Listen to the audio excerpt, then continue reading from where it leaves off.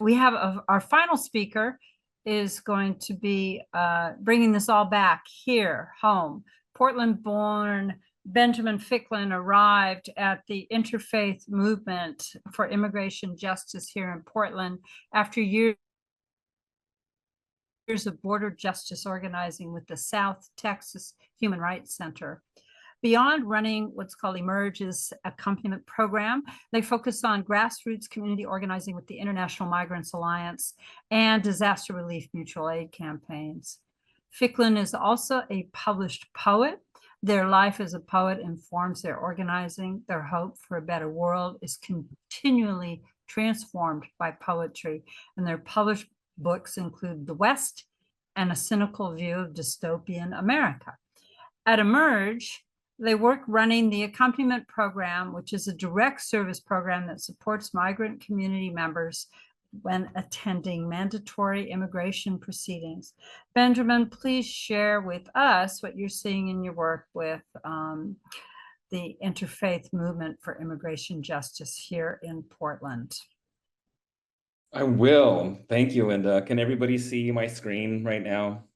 Great. Yeah, and huge thank you to Juliet and Elliot and the League for inviting me in right now. Let me start my timer so I don't go over time.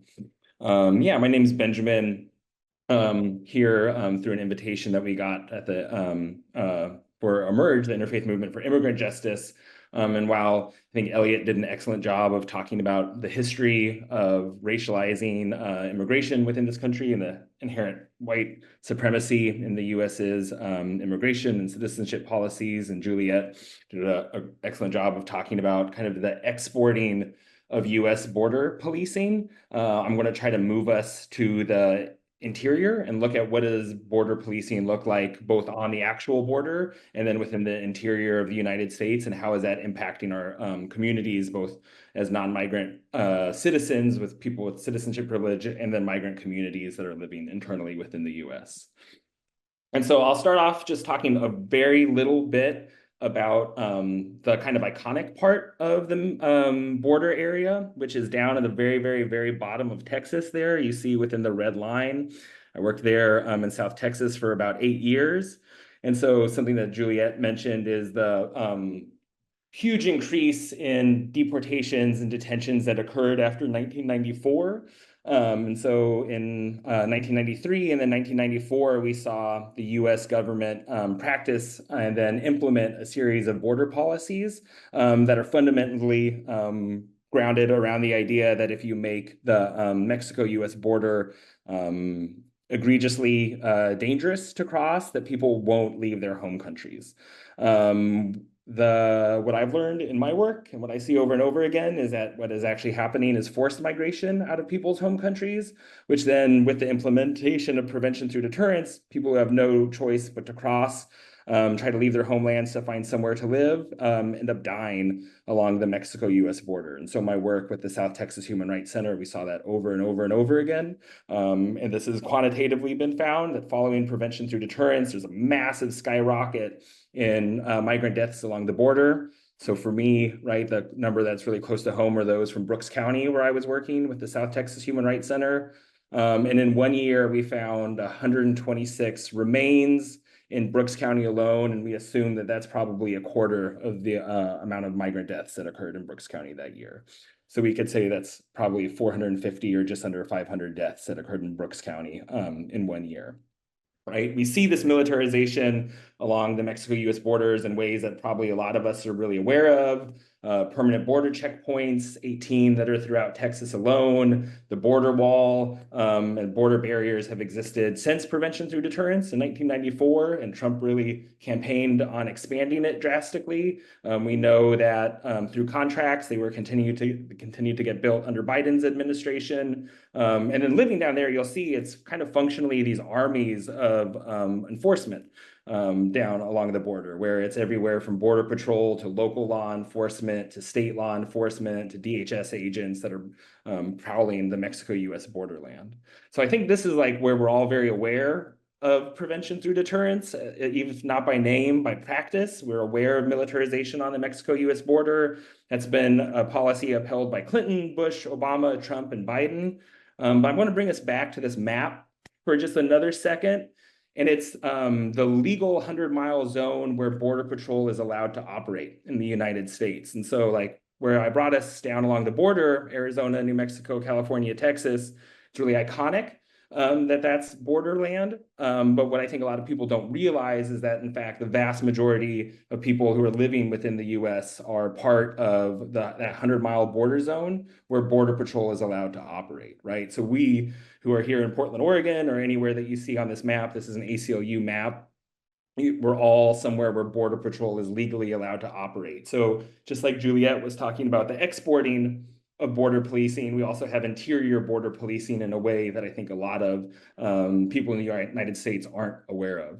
And we also are surrounded by the infrastructure of what I would call the deportation industrial complex, the for-profit industry around policing and deporting people from the communities we live within. So an example of that in Portland, I'm based here in Portland right now. It's where I do a lot of my organizing. A lot of people don't realize that there's an immigration and customs enforcement building down in the southeast waterfront area. And so with the work we do within IMIrJ, we accompany people in and outside of these mandatory, they're called interviews. I think they're more rightfully referred to as interrogations that happen in this relatively benign looking building that's down in southeast waterfront area.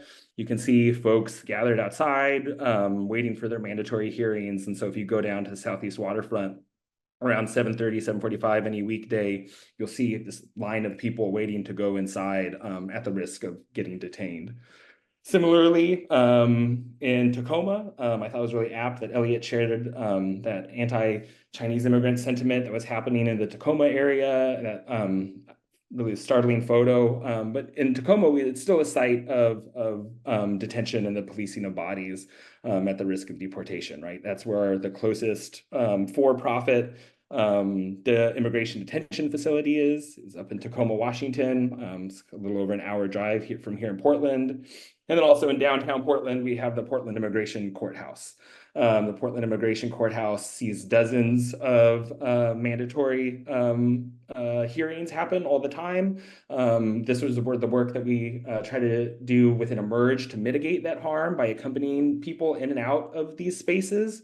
And so an example that happened maybe just a month ago was a community member who had a mandatory hearing, was coming to downtown Portland to go to the courthouse, but due to traffic and car issues was running late, and the judge would have closed her case and filed her as a flight risk and set her up to be in the process of getting deported. This was a single mother of 4 kids who had every intention of going to this mandatory proceeding, but because of just human barriers, car stuff, traffic stuff, was at risk of being considered a flight risk. And so what I think that really shows, right, is that the assumption is that people are going to get deported. The machinery is built to find ways and moments in which to label someone a flight risk, detain their body, and then deport them from being able to live within the community that we're a part of. And the mechanisms for it are here in downtown, over there in Tacoma, over in southeast waterfront area. The idea of border policing being far away is kind of a misnomer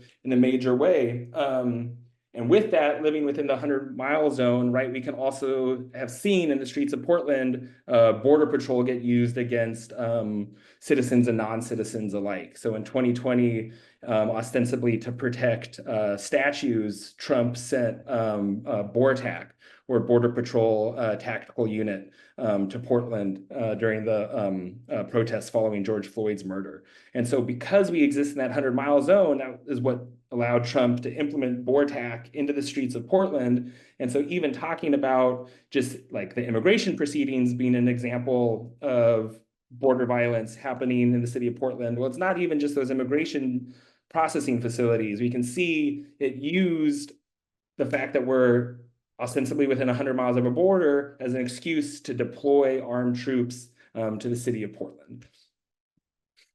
I want to take 1 second to watch a 1-minute long ad, a campaign ad. This is not an endorsement of anybody by any means, but it'll just transition me kind of into the last bit that I want to talk about, which is kind of the bipartisan, this goes back to John's question in chat, the kind of bipartisan support for immigration, immigration support for ICE, deportation, and prevention through deterrence. So this is just a 50-minute video or 50-second video. On the border, the choice is simple. Kamala Harris supports increasing the number of Border Patrol agents. Donald Trump blocked a bill to increase the number of Border Patrol agents. Kamala Harris supports investing in new technology to block fentanyl from entering the country. Donald Trump blocked funding for technology to block fentanyl from entering the country. Kamala Harris supports spending more money to stop human traffickers. Donald Trump blocked money to stop human traffickers. Kamala Harris prosecuted transnational gang members and got them sentenced to prison. Trump is trying to avoid being sentenced to prison. There's two choices in this election: the one who will fix a broken immigration system and the one who's trying to stop her. So I play this because I think something that's really important to when we're talking about what is the policing of immigration. On the border, the choice what is is the policing of immigration? What is the history of U.S. immigration policy, and how does that impact communities now? And we're really seeing both political parties in this moment campaign around upholding the historic border policy of increased spending, increased militarization, have more immigration agents, and be the bigger, better policer of the border than the other candidate, right? And so when we need to talk about what does it look like for immigration justice, border justice, we really need to look outside of that rhetoric of both mainstream political parties, or at least if we want to find outside rhetoric, we can't look to these policies. And what I would always encourage folks to look at is what are migrant-led organizations uplifting themselves, right? What dialogue are migrant communities themselves putting out regarding things like border violence, immigration policies, stuff like that. And so I'll just end with talking about or mentioning a few of these campaigns that exist right now, led by migrant organizations themselves. Que La Resistencia is a Tacoma-based grassroots migrant-led organization that's calling for closing of the Northwest Detention Center. The International Migrants Alliance is uplifting their Legalization for All campaign that is a path to legal residency for all refugees, migrant workers, asylum seekers, migrant community members in general. Our organization, the Interfaith Movement for Immigrant Justice, we're always calling on community members that have citizenship privilege to act as accompaniers. And Linda, you're welcome to share my contact information for anybody that wants to learn more about being an accompanier. And then we're also trying to build a Portland Deportation Defense Coalition. So what does it look like to actually try to change the rhetoric around this kind of deportation for profit industry that exists, and really try to uplift a narrative of deportations are inhumane. And so that's a coalition of 19 organizations, many of whom are migrant-led organizations themselves. How am I doing on time, Linda? Do I have another minute, or am I donezo? You can wrap it up now. Yes. Cool. I'll wrap it up now. So yeah, I think the last beat that I want to end on is that a lot of this infrastructure that we're talking about within internal policing is relatively new. ICE was only started 21 years ago. I'm 33 years old, so right, I'm older than ICE is. Similarly, prevention through deterrence was passed in 1994. I'm older than prevention through deterrence is. These are policies that don't have to exist. Historically, they didn't exist. And I think, sometimes exist in a political sphere where they're taken for granted. But in reality, these things are very, very new. And there's a lot of conversations happening around what we could do alternatively than police immigration.